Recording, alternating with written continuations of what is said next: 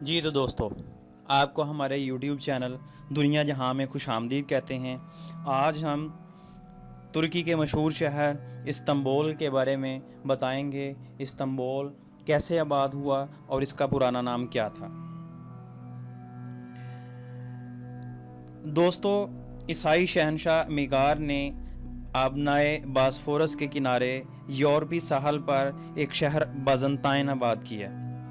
234 عیسوی میں بازنطائن پر رومیوں نے قبضہ کر لیا۔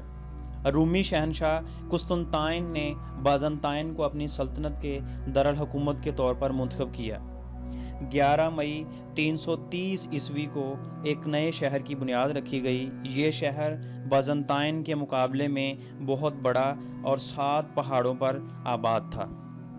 شہنشاہ نے اپنے نام کی نسبت سے اس شہر کا نام قسطنطنیہ رکھا۔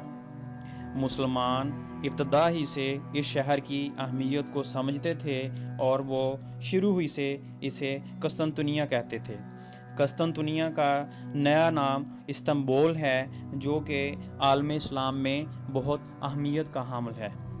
دوستو، آپ کو ہماری اگر ویڈیو پسند آئی، اس کو لائک کیجئے، شیئر کیجئے اور بیل آئیکن کو دبا دیجئے تاکہ آپ مزید اپڈیٹس سے باخبر رہیں۔